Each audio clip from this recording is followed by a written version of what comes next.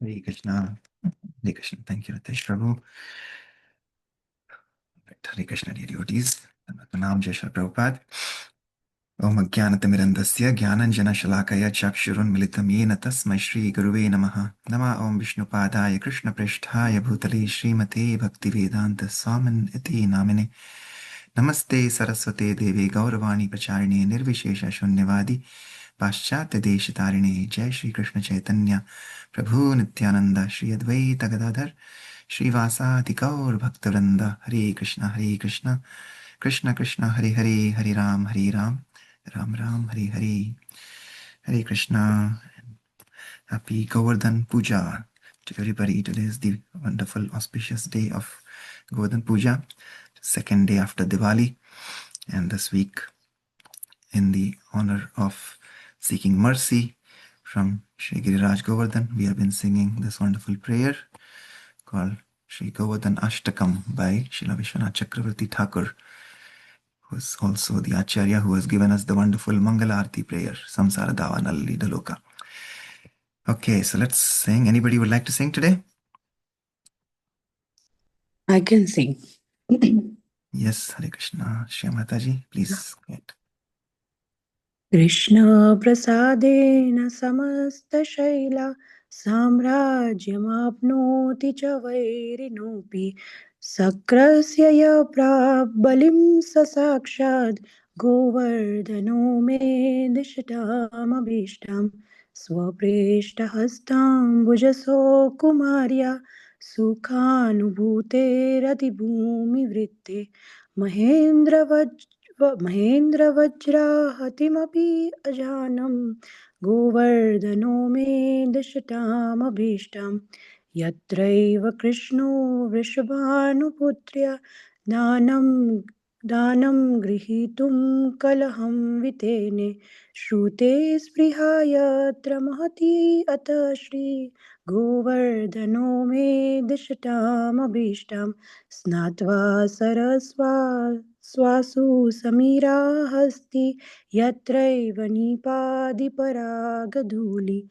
आलोलयन् खेलति चारु स श्री गोवर्धनो मे दिशतामभीष्टं कस्तूरिकाभिः सहितं किमत्रे व्यूहं प्रभो स्वस्य मुहुर्वितन्वन् नैसर्गिका स्वीयशीला सुगन्धे गोवर्धनो मे दिशतामभीष्टम् वंसा प्रतिध्वनि अनुसारवर्त्मा दिदृक्षवो यत्र हरिं हरिण्या यान्त्यो लभन्ते न हि विस्मृता स गोवर्धनो मे दिशतामभीष्टं यत्रैव गङ्गामनुना विराधाम् आरोह्य मध्ये तु निमग्ननौका कृष्णो हि राधानुगलो बभौ स गोवर्धनो मे दिशतामभीष्टं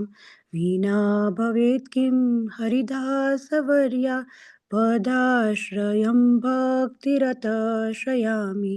यम् एव सप्रेम निजेशयो श्री गोवर्धनो मे दिशतामभीष्टम् एतत् पठेद्यो हरिदासवर्या महानुभावाष्टकमार्धचेतः श्रीराधिका माधवयोपदाब्ज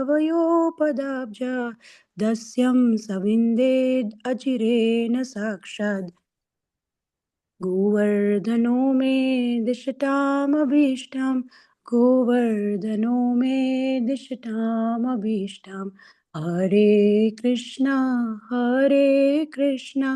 Krishna Krishna Hare Hare Hare Ram Ram Ram Hare Hare Hare Krishna Hare Krishna. Shri Govardhan Ashtakam ki jai. Shri Vishwanath Chakravarti Thakur ki jai. Jagadguru Shri Prabhupada ki jai. Thank you, Shri Mataji. Okay, anybody else would like to read the translation of this prayer?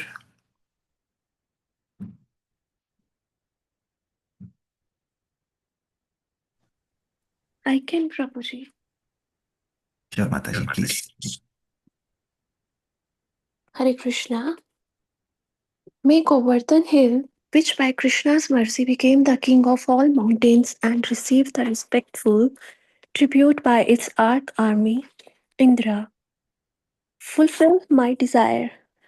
As it was held above the earth, it became so filled with happiness by experiencing the softness of its beloved Krishna's lotus hand. It did not know even it was being struck by Indra's thunderbolt. May Govardhan Hill fulfill my desire. Trying to collect a toll, Krishna quarreled there with King Vrishvanu's daughter. The personified Vedas to list to that quarrel. May Govardhana his may Govardhan his fulfill my desire. May Govardhan Hill fulfill my desire. Bathing in a nearby lake, the elephant of a pleasant breeze, covered with pollen of kadamba and other flowers, gracefully plays there. May Govardhan Hill fulfill my desire. Does the sweet fragrance of Govardhan come back from the musty air who relaxed there, from the Lord who plays there, or is it Govardhana's own natural scent? May Govardhan Hill fulfill my desire. Searching there for Lord Hari on the path of his flute music, the astonished deer do not find him. May Govardhan Hill fulfill my desire. As the divine couple travelled on the Ganges, there the boat began to sink in the middle. Krishna was splendidly handsome as Radha clung to his neck. May Govardhan Hill fulfill my desire. Without taking shelter of the feet of the hill that is the best of Lord Hari's servants, and full of love for the divine king and queen, how is it possible to attain pure devotional service? May Govardhan Hill fulfill my desire. May the reader of these 8 verses, glorifying Lord Hari's greatest servant, his heart melting with pure love, quickly attain direct service to the lotus feet of Sri Sri Radha Madhav. Hare Krishna. Hare Krishna. Thank you, Aarti Mataji. Yes, so that is the core of our desire and the core of our hearts. Our desire, our heart longs that maybe have darshan of the Lord, the divine couple, and maybe eternally return back home and serve them there. So that is the deepest desire that our heart has, and Govardhan has that potency to fulfill that desire. So kind of we say the root of all desires is that desire. But right now that desire is covered with so many other desires that we all have in this as we are in the body of, just material desires. But that is just kind of the symptoms of being in this world, right? Like we say in the world of IT, we say root cause analysis. We do a root cause analysis.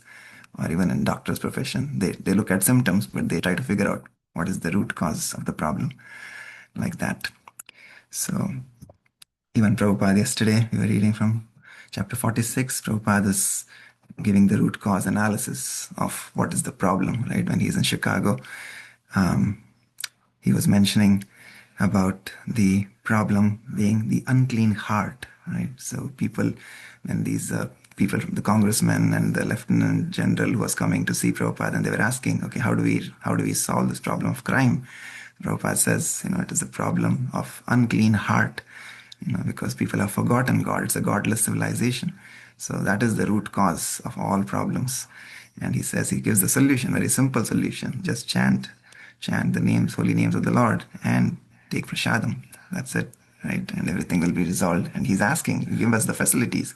And he shows so many of these young boys and girls, some of them were hippies, some of them were druggists, but everybody gave up all their sinful activities and they've joined Srila Prabhupada and continue to lead a life of serenity, simplicity, right? And so that is what he's showing, that we are doing this already on a small scale, but if you help us, give us a facility, just like a doctor, if he gets a good hospital, then he can serve larger population and cure them of the problems of the disease, like that. So that is the root cause Prabhupada was talking about yesterday. in Chicago. And then, of course, as Giriraj Govardhan appears, externally appears very heavy, but for a devotee or for the Lord, it becomes very light. So, like that. So, Prabhupada was giving a heavy dose of Govardhan like dose to all these women reporters about the bodily um, connotation of the bodily civilization of how they are talking about women are not women need to be liberated, women needs to have their equal rights, etc., etc. And Prabhupada was talking purely from Shastra that how a woman's role is very important in this society, and a woman is considered a mother, a sister, a wife, right? So she's very, very important part of the society, but according to Shastra, she is supposed to be, protected. Just as a young child, she's protected by her father. When she's married, she's protected by her husband, and when in old age, she's protected by her husband, by her children. So, and very nice examples, we see from our Shastras. Kunti Maharani, is protected by her children. Pandavas, Sita Muna protected by Ram Bhagwan, and he went to forest. Gandhari, how she completely dedicated her life to follow her husband. So like that. But it was a very heavy and heated discussion. So we'll see what happens next. So after the TV crew left, Prabhupada is talking about. All right, so I will continue from this paragraph. Chapter 46. Prabhupada didn't discriminate against women as a class, and in fact gave women in his Krishna consciousness movement the same opportunity as men. Although the reporter misunderstood him, labeling him as a male chauvinist, actually he was compassionate. According to the Vedic view, women should be protected from exploitative men. Prabhupada was aware that his words were not being appreciated, but he continued, hopeful that the truth would prevail and that intelligent people would understand. The important point was liberation, not temporary social or sexist stances. After the TV crew left, Prabhupada continued the discussion. He said that their becoming angry showed their defeat. They were unwilling to accept logic. Prabhupada, this women's liberation is not successful. It has caused disaster. When the women become dependent on the welfare gift of the government, then the government has to raise taxes heavily for this purpose. If they think it is not a problem, then what can be said? By nature's way, if the husband takes care of the wife and children, this problem is solved immediately. But the man takes advantage and goes away after making the woman pregnant, and the woman is embarrassed, and the government is embarrassed. Devotee, and the child grows up to be a criminal. Prabhupada, yes, that is another problem. So they are not far-seeing. Therefore, we have to take advice from Krishna. We are spreading this knowledge that you take your counsel from Krishna. Then you will be happy. Satsvarupa. Srila Prabhupada, if we speak these things on television and the newspapers, and people become angry, if all the people become angry like she just did, is it still good propaganda for us? Prabhupada, no. Then we chant Hare Krishna. But in the Bhagavad Gita, everything is discussed. Varna Shankara, and the first class man, the second class man. If you have to push on the Krishna consciousness movement, then we have to discuss. But if they do not like, better to chant Hare Krishna. Don't discuss anything. If you are not agreeable to hear from the Bhagavad Gita, then let us chant together Hare Krishna. That's all. But these things are discussed in the Bhagavad Gita. There it is said that when there is unwanted population and it is increased, then it becomes hell. So if you want to increase the hellish persons, then don't discuss. But if you think it is a problem, then discuss. Satsvarupa Maharaj. As Brahmanas, we have to be truthful. In Hong Kong, they asked you what you thought of that guru who says he is God. You said you could not help yourself and you spoke out. Prabhupada, yes, I said he's a great cheat. What can I say? And now it has been proven. As I said in my book, Easy Journey to Other Planets, this moon excursion is childish. And that has also been proven now. Now they don't talk about the moon excursion because they are a failure. The next morning, Srila Prabhupada rode to Loyola Park for his morning walk. On the way, one of the devotees read aloud the news article from that morning's edition of the Chicago Tribune. Forgive me if this story is not well written. The article began. I am a woman, the article continued. His Divine Grace, A.C. Bhaktivedanta Swami Prabhupada, the 77-year-old founder of the International Society for Krishna Consciousness, said so Wednesday. This society is dedicated to peace in the world through love of God and relinquishment of all things material. The Swami spoke seated cross-legged on an expensive-looking cushion, surrounded by fresh flowers, microphones, and burning incense in the conference room he rented at the Sheraton Chicago Hotel. He is in town for a Krishna parade at 1:30 p.m. Saturday town State Street, in which he will ride on a flower-bedecked float. Then he will fly to Philadelphia for more celebration and philosophical chats. He looked occasionally at his gold watch as he explained his life philosophy. His adoring disciples, 5 men, knelt at his side. The article continued, implying that Srila Prabhupada was a male chauvinist. He said women do not figure in his class system except as daughters or wives. An unmarried woman is presumably classless. Srila Prabhupada chuckled in the back seat of the car and remarked, "That is a fact. She is prostitute. That's all. If you classify, then she is prostitute. There is no other way." The devotees continued reading. The Swami now lives in Los Angeles and he trains his followers there. Their income is from sales of his books, magazines, and incense. He says he has about 10,000 followers. "We do not have so many," he said. It is hard to find a first class man. It's a pity. Half the population are women. "So it is not bad," said Prabhupada, and he offered his own positive proposal for women in Krishna consciousness. "Our policy should be that at Dallas Gurukul we shall create first class men, and we shall teach the girls two things: how to become chaste and faithful to their husband, and how to cook nicely. If they have these two qualifications, then I will take a guarantee to get them a good husband. So try to do that." At the park, Prabhupada was joined by several carloads of devotees. Followed closely by a dozen eager disciples, he proceeded down a path that ran among many tall shade trees along the shore of Lake Michigan. Since the walkway was wide enough for only a few devotees to walk abreast, most of the devotees fanned out onto the grass, trying to keep within hearing distance of Srila Prabhupada. "Ordinary education is sufficient," Prabhupada was saying. "A, B, C, D. This is nonsense. Big education and then later on become a prostitute. To make them prostitute doesn't require education. So in Dallas Gurukul, there is no problem. Educate the girls how to become faithful, chaste wife, how to cook nicely. Let them learn varieties of cooking. Is it very difficult? These two qualifications? There are many stories such as of Damayanti, Parvati, Sita, great women in the history. Our girls should read their lives. And by 15 and 16 years, they should be married. If they are qualified, it will not be difficult to find out a nice husband. If a woman is chaste, even though she is not very beautiful, she will be liked by her husband. So train them in that way."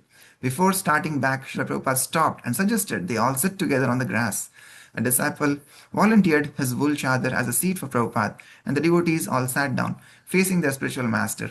Special, unexpected occasions like this made them blissful, and the opinions of a TV news reporter or the Chicago Tribune seemed remote and unimportant. The devotees often wished such persons could be present at times like these to see that Srila Prabhupada was not at all like what they thought. Srila Prabhupada began discussing the proper relations between man and women. Between men and women. Women and men should live separately, he said. That is also essential. Butter and fire must be kept apart, otherwise the butter will melt. You cannot stop it. Devotee. Srila Prabhupada, in a purport in the Srimad Bhagavatam, you say that even 50 years ago in India, the householders had separate quarters in the apartment for men and women, and the husband would not see his wife during the day. Is this the standard we should keep or we should develop in our movement? Prabhupada.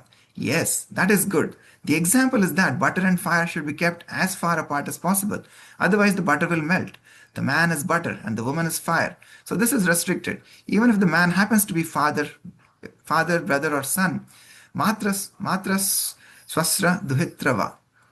One may say that people will not think of sex impulse in the presence of a daughter, mother, or sister. But the Shastra says no, there is possibility. So they should not sit together. People may say this is only advice for the 10th class rascal. But the next line of the Shastra says no. Vidhavamsam api karshati. It is not the question of the 10th class rascal, but even first class, learned, he may be attracted. Balavan indriya gramo vidvamsam api karshati. The senses are so strong that they can mislead even the most learned scholar. Lord Brahma was attracted to his daughter. Just see, there is the example. Lord Shiva was attracted by the Mohini Murti. Chaitanya Mahaprabhu said, even if I see a wooden woman, I become attracted. Prabhupada laughed. He is giving this information to teach us that it is possible. So, shall we go now? Returning in the car, Prabhupada asked for news of Indira Gandhi and India. Some of her policies had become highly controversial, and political opposition to her was mounting. The latest news was of her emergency rule. If Indira Gandhi takes my advice, Prabhupada said, then I can keep her on the post, and she can do greater service to India. Immediately, the whole public will give her support. What would your advice to her be? Asked Brahmananda Swami. My first step, said Prabhupada, will be to capture all the hoarders and distribute the grains free. Immediately, the public will be obliged to her. There are immense amounts of food grains, and they are simply hoarded. They are not selling without good price. This is going on. Immediately, she can win the public. Some of the hoarders should be hanged so that in the future nobody will hoard. People are hungry, and she says she has got some program to drive away the poverty. This is the point. If she can supply all consumer goods free to the poor for the time being, then immediately the whole population will like her, and the hoarders should be exemplarily punished. Then nobody will hoard. But to remain the leader, she requires spiritual knowledge. Otherwise, it will be another disaster. If she wants to remain leader, then she must be a spiritual person. She must become a Vaishnavi.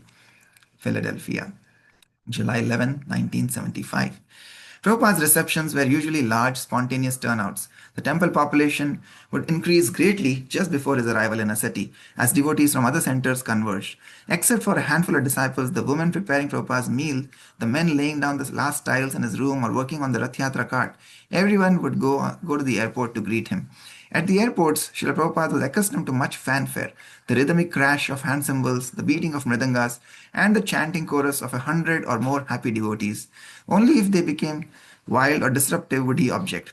Otherwise, as Krishna's representative, he would be pleased to see an enthusiastic reception, as he collected flowers and obeisances, like a viceroy accepting tribute on behalf of the king.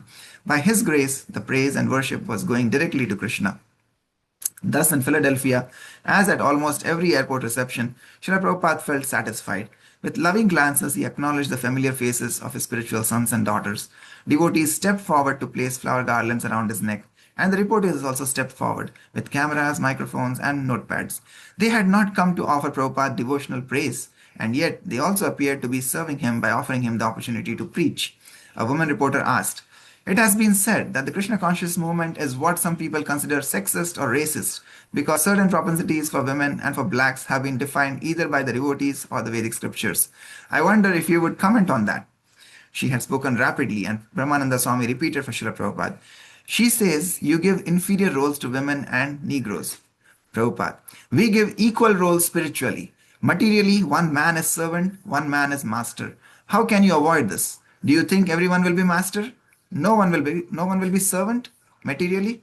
Materially, one is father, one is son, one is master, one is servant, one is man, one is woman. How can you stop this? But spiritually, they are all equal." Here was the same news theme that had begun in Chicago, and here came the same challenges. Reporter, "So what is happening materially is unimportant?" Prabhupada, "Materially there is distinction, but when you come to the spiritual platform, then when you discern the spirit soul within everything, that is equal. Like you are differently dressed in a red shirt, and I'm differently dressed. This difference must be there. There are so many men and women, and they are differently dressed. You cannot say they are all equal by the dress. But within the dress, the living entities, they are the same. We make this distinction materially, but not spiritually." "I would like to ask one question," said another reporter. "What is it that you are offering that has resulted in such an emotional response from all the people here?" Prabhupada, "Because they are being spiritually educated. We are above the material platform. Therefore, we have no distinction that one is American, one is Indian, one is black, one is white. There is no such distinction. Everyone is servant of God. Is that all right?" Another reporter mentioned that there were many gurus and asked why Prabhupada thought his teaching was the truth. Prabhupada, "Because we speak the truth. We don't give bluff saying I am God. We know the actual position that God is great and we are all his servants." The question had been asked in the typical reporter's attitude of irreverent interrogation, but Prabhupada was replying soberly, reflecting on his own position in relation to Krishna. "How can I say I am God?" he asked, and he lowered his head. "No, we do not give bluff. We say the real truth. Therefore it appeals. If I say something humbug, it may act for some time, but it will not endure." Reporter, "Your celebration is tomorrow. Of what will that celebration consist?" Prabhupada, "Celebration? It is remembering Krishna or the Lord. He, with his brother and sister, visited Kurukshetra, a place in India. So, in memory of that visit, we observe this Rath Yatra." Srila Prabhupada got into the rented Cadillac limousine along with Ketananda Swami, Brahmananda Swami, and Ravindra Swarupa, the Philadelphia temple president. "So again the same question was raised," said Prabhupada. "So reply was all right?" "Yes," said Brahmananda. "It was very nice." Prabhupada, Materially, there is distinction. You are differently dressed, I am differently dressed. But spiritually, there is no distinction. The chauffeur glanced to the back seat. If you want any more air in the back, there is a control over there. We can put on the air conditioner, Srila Prabhupada, said Ramananda. Oh, all right, said Prabhupada. But sky condition is better. They opened the windows. Prabhupada recalled that he had been to Philadelphia twice before. In 1969, he had come from New York City with some devotees to lecture at the Temple University. And back in 1965, after leaving Butler, Pennsylvania, he had come to the University of Pennsylvania for a meeting with Professor Norman Brown. Ravindra Swarupa told how he had been a student at Temple University and had enrolled in Swami Nikhilananda's class a year after Srila Prabhupada had spoken there. Ravindra Swarupa. The students remembered you. They told me you had asked Swami Nikhilananda, so you are studying Vedanta. But what is Vedanta? And no one knew. Then you said that Veda means knowledge and Anta means end. So Vedanta means the end of knowledge, and that is Sri Krishna. They had never heard that before, even though they had so many hours of courses in Vedanta. Prabhupada, that is the difficulty. Those who are foolish people are taking the leading part of one who has no knowledge is taking the part of a teacher. Just like this, one does not know what is Vedanta and he is reading Vedanta. It is a very simple truth. Veda means knowledge and Anta means end. There must be some ultimate goal, but the modern process is that we go on unlimitedly, but we never come to the end. It is not like that. What do you think? Ravindra Swarupa. Yes, it is a fact. No conclusion. They passed a large junkyard filled with scrapped automobiles. Motor car, Prabhupada said, Ketananda. That is the end of their knowledge. A pile of junk. Prabhupada, yes, their time is spent in breaking and building. That's all. They do not inquire why breaking and building, why not permanent. That question does not arise, and they cannot solve it. They think this breaking and building is the nature. But we are giving information of another nature, where there is no breaking and building, permanent. But they cannot believe that there is such a thing. We are giving that information. You have how you can keep yourself eternal. This is the greatest gift in the human society. He wants to live eternally, but he doesn't know how to live eternally. His energy is being spoiled by the skyscraper building construction, but he is not very serious to construct his body eternal. We are speaking this in our meetings everywhere, but they have no brain to understand. Okay, let's pause here.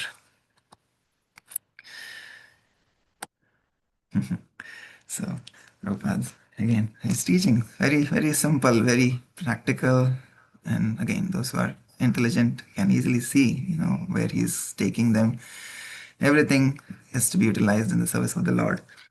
And yeah, so even though he's that letter that lady wrote, I am a woman, trying to say that Prabhupada is against women, and that's not true. We see here how he's bringing them to a different level, because we are at a different level. We are not able to see, our eyes are not able to see the reality, and we are just stuck at the material level, but he's taking them higher. And again, using everything in the service of the Lord. While she's saying he has a gold watch, he has flowers bedecked on the sides, his disciples are kneeling down, and so again, they are seeing it from their materialistic vision. But Prabhupada, as we all know, he used everything in the service of the Lord. Like they say, Shuchi hoy, Muchi hoy, Yadi Krishna Tyaje. So even if something is good, it becomes bad if we don't use it in the Lord service. But Muchi hoy, Shuchi hoy, Yadi Krishna Bhaje, Yadi Krishna Bhaje. So even if something is bad, but if it is used in Krishna in Lord service, then it becomes very, very auspicious. So like that, Prabhupada is using everything in Lord service. Flowers have to be offered to the Lord.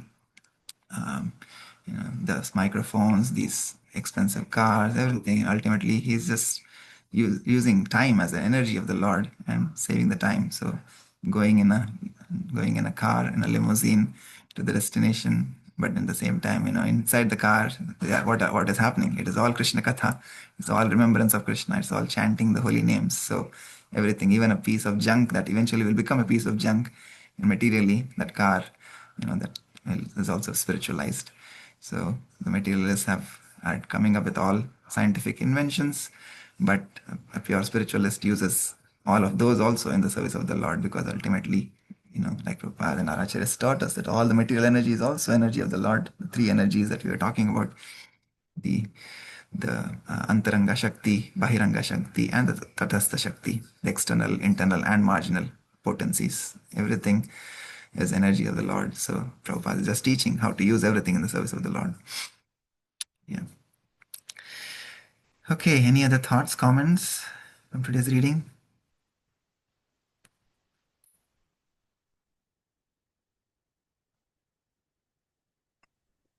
That's correct, bro. Um, Mm. anything to God and for God is the um, real formula, like, or basic formula for our devotional path. So that's what I learned today, good or bad or anything, right?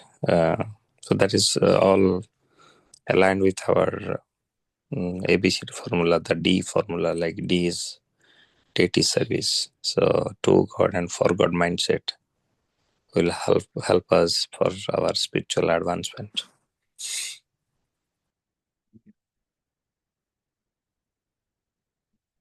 Yes, and that is again, if we do that, then slowly, again, it's all a gradual process. Like Prabhupada's taught us, are all the Vaishnavas, senior Vaishnavas, again, and Prabhu also he was saying on a similar theme that day. It's a gradual process, and sometimes we want instant. In this world, everybody is looking for instant gratification, right? Everything.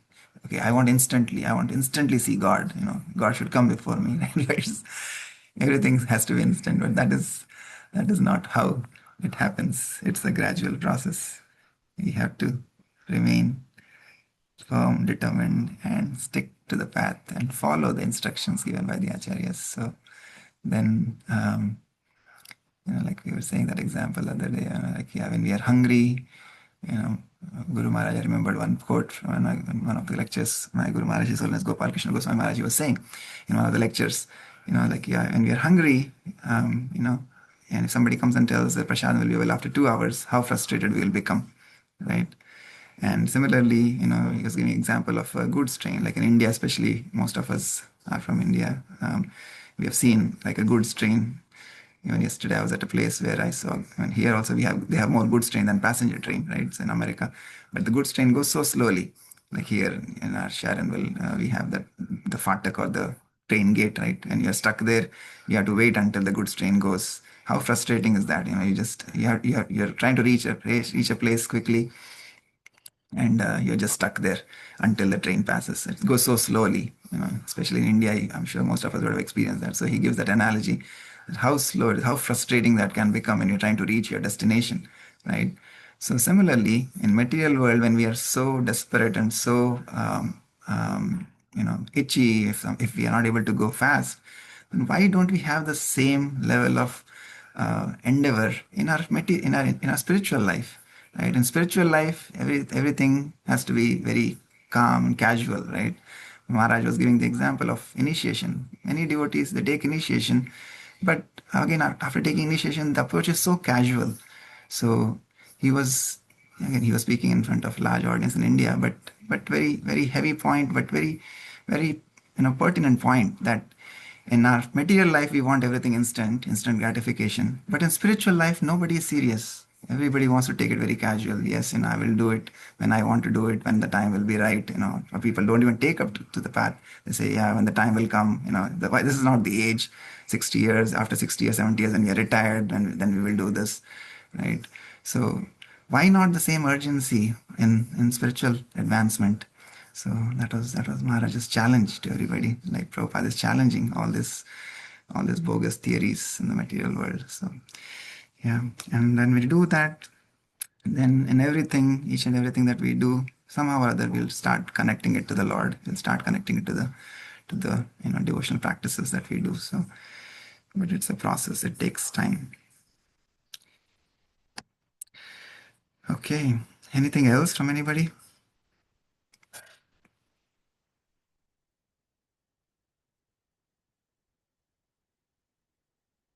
If no other comments, then we will conclude here for today. Thank you so much for your wonderful association as always, and wishing everybody a very, very spiritually auspicious and blissful Govardhan Puja today, and wonderful week of Sri Govardhan remembrance this whole week. So thank you so much.